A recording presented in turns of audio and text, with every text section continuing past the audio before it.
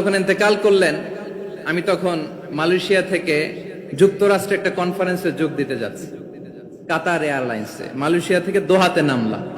দোহায় যখন আমার ট্রানজিট, তখন শুনতে পেলাম যে আল্লামা বিদায় নিয়েছেন। সোশ্যাল মিডিয়ায় শুনে বিশ্বাস করতে পারলাম না। মুহূর্তের মধ্যেই মাসুদ সাইদি ভাইকে মেসেজ করলাম, উনি কোনো উত্তর দিতে পারলেন না। মাসুদ ভাইয়ের সাথে যখন কোলাকুলি করি, আমাদের শামীম ভাইয়ের সাথে যখন কোলাকুলি করি, মনে হচ্ছে আল্লামা সাইদির ঘ্রাণ পাই। শরীরটা লিটারালি কাঁপছিল, নিজেকে মানাতে পারছিলাম না, বিশ্বাস করতে পারছিলাম না যে আসলে আল্লামা বিদায় নিয়েছেন। ইন দ্য মিন টাইম আমার সেকেন্ড ফ্লাইট দোহা টু নিউ ইয়র্ক, 12 ঘন্টার ফ্লাইটে উঠলাম। ইন্টারনেট থেকে বিচ্ছিন্ন হলাম। নামার পরে শুনলাম আল্লাহু আকবার, যেখানে ওনাকে কবরস্থ করার কথা ছিল সেখানেও কবর দিতে দেয়া হয় নাই। ছবিগুলো দেখতে লাগলাম, হাসি মাখা মুখ, হাসি মাখা নিথর দেহটা, মরণে হাসিবে তুমি কাঁদিবে ভুবন। From east to west, from north to south, the entire globe, গোটা বিশ্ব ওনার জন্য কেঁদেছে, গোটা বিশ্ব কেঁদেছে। কাবার গিলাফ ধরে ধরে মানুষ চিৎকার করেছে। সম্মানিত সুধী, হযরতুল আল্লাম শহীদ মরহুম আল্লামা দেলওয়ার হোসেন সাঈদী রাহিমাহুল্লাহ, ওনার স্মৃতি বিজড়িত আজকের এই ঐতিহাসিক প্যারেড ময়দানের তাফসিরুল কোরআনের প্রোগ্রামে সব আছে। স্টেজ আছে, শ্রোতা আছে, প্যান্ডেল আছে, মিডিয়া কাভারেজ আছে, কিন্তু আমাদের কলিজার টুকরাটা আমাদের মাঝে নাই।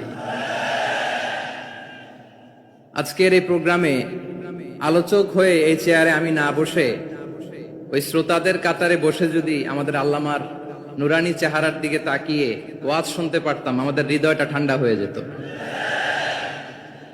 আমাদের তৃষ্ণার্ত হৃদয় শান্ত হতো। সব আজকে আছে, কি যেন নাই, ঠিক কিনা বলেন? আল্লাহ তাআলা প্রতি 100 বছরে একজন মুজাদ্দিদ পাঠান, প্রতি 100 বছরে একজন মুজাদ্দিদ, যিনি সমাজকে সংস্কার করেন। আল্লামা দেলওয়ার হোসেন সাঈদী রাহিমাহুল্লাহ ছিলেন তেমন একজন মুজাদ্দিদ। চিৎকার করে বলেন ঠিক কিনা? উনি শিরক বিদআতের আস্তানাকে তছনছ করে দিয়েছেন, তাওহীদের বাণীকে সমুন্নত করেছেন, গণমানুষের কাছে তাফসিরুল কোরআনকে জনপ্রিয় করেছেন। আজীবন আজীবন তিনি ইসলামকে বিজয়ী শক্তি হিসেবে দেখার স্বপ্ন দেখতেন।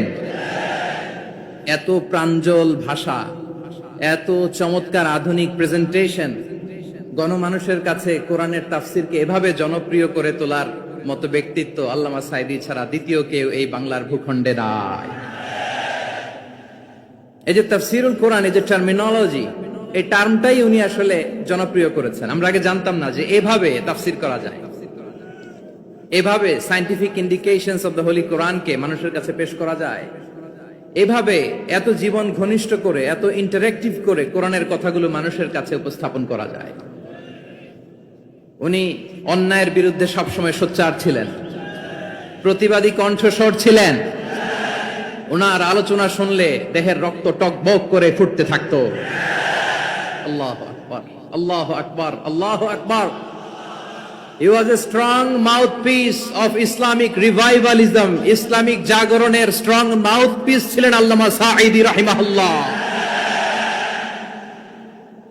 অনেক দোয়া পেয়েছেন। আমরা পড়েছি, এমন জীবন তুমি করিবে গঠন, মরণে হাসিবে তুমি কাঁদিবে ভুবন। গোটা বিশ্বকে তিনি কাঁদিয়েছেন। আল্লামা যখন ইন্তেকাল করলেন, আমি তখন মালয়েশিয়া থেকে যুক্তরাষ্ট্রে একটা কনফারেন্সে যোগ দিতে যাচ্ছি, কাতার এয়ারলাইন্সে। মালয়েশিয়া থেকে দোহাতে নামলাম। দোহায় যখন আমার ট্রানজিট, তখন শুনতে পেলাম যে আল্লামা বিদায় নিয়েছেন। সোশ্যাল মিডিয়ায় শুনে বিশ্বাস করতে পারলাম না। মুহূর্তের মধ্যেই মাসুদ সাইদি ভাইকে মেসেজ করলাম, উনি কোনো উত্তর দিতে পারলেন না। মাসুদ ভাইয়ের সাথে যখন কোলাকুলি করি, আমাদের শামীম ভাইয়ের সাথে যখন কোলাকুলি করি, মনে হচ্ছে আল্লামা সাইদির ঘ্রাণ পাই।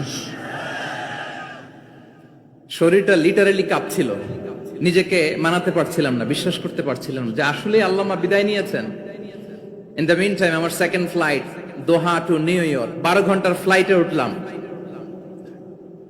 ইন্টারনেট থেকে বিচ্ছিন্ন হলাম। নামার পরে শুনলাম আল্লাহু আকবার, যেখানে ওনাকে কবরস্থ করার কথা ছিল সেখানেও কবর দিতে দেয়া হয় নাই। ছবিগুলো দেখতে লাগলাম। হাসি মাখা মুখ, হাসি মাখা নিথর দেহটা, মরণে হাসিবে তুমি কাঁদিবে ভুবন। From east to west, from north to south, the entire globe, গোটা বিশ্ব ওনার জন্য কেঁদেছে। গোটা বিশ্ব কেঁদেছে, কাবার গিলাফ ধরে ধরে মানুষ চিৎকার করেছে। এর চেয়ে শ্রেষ্ঠ মৃত্যুকার হতে পারে? আমাদের আল্লামার আর কি পাওয়ার ছিল বলেন? আর কি পাওয়ার ছিল? কুল্লু নাফসিন যায়িকাতুল মাউত, যারাই দুনিয়াতে আসবে তারা ইন্তেকাল করবে, এটা আমরা মেনে নেই, এটা আমরা জানি। কিন্তু অবাক করা বিষয় হচ্ছে আমরা আজও জানি না আমাদের আল্লামার মৃত্যু কি স্বাভাবিক হয়েছে নাকি এটা পরিকল্পিত মেডিকেল কিলিং ছিল। এটা যে পরিকল্পিত মেডিকেল কিলিং ছিল এটা ধারণা করার পেছনে অনেক কারণ আছে। তিনি আধিপত্যবাদের বিরুদ্ধে সোচ্চার ছিলেন, ফ্যাসিবাদের বিরুদ্ধে সোচ্চার ছিলেন, রাজনৈতিক প্রতিহিংসার শিকার ছিলেন। এজন্য এটা মেডিকেল কিলিং হতে পারে এ ধারণা আমরা করতেই পারি। আওয়াজ করে বলেন ঠিক কিনা? যে সময়টা আমরা কাটাচ্ছি এত সুন্দর সময় বাংলাদেশ আর পাবে না। আমাদের জন্মের পর থেকে এরকম চমৎকার সময় আমরা পাই নাই। এটাই আসল সময়। আমরা ইন্টারিম গভর্নমেন্টের কাছে দাবি জানাই, উচ্চতর তদন্ত কমিটি করে এটা কি হত্যাকাণ্ড ছিল নাকি স্বাভাবিক মৃত্যু ছিল, এই রিপোর্ট গণমানুষের কাছে প্রচার করে জানাতে হবে। এই দাবির সাথে কি সবাই আপনারা একমত? কারা কারা একমত হাত তুলে দেখান।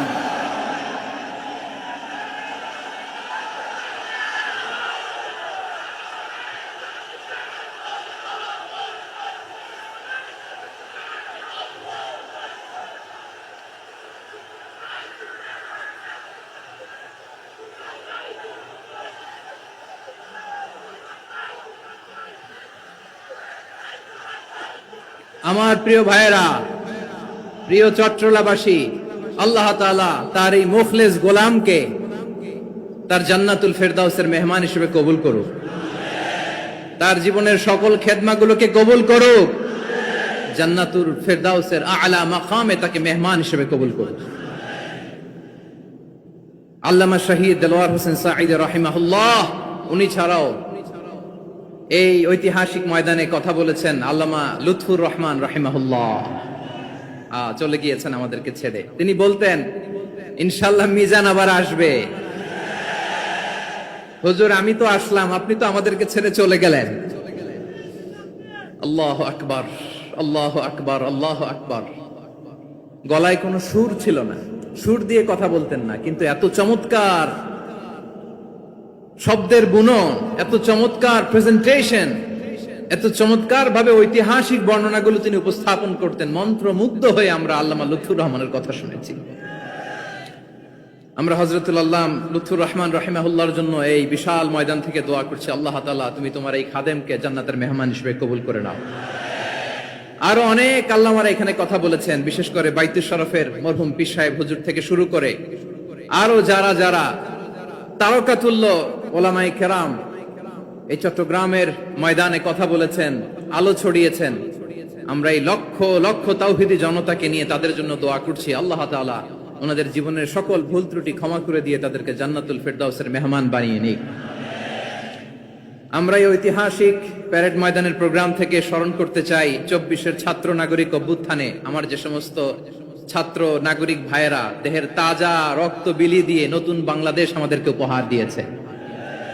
বিশেষ করে আপনাদের এই চট্টগ্রামের শহীদ ফাইসাল, শহীদ ওয়াসিম সহ সকল শহীদকে আল্লাহ তাআলা কবুল করুক। আমরা সবাই পড়ি আমিন। প্রিয় ভাইয়েরা, আমি নগণ্য একজন কোরআনের ছাত্র।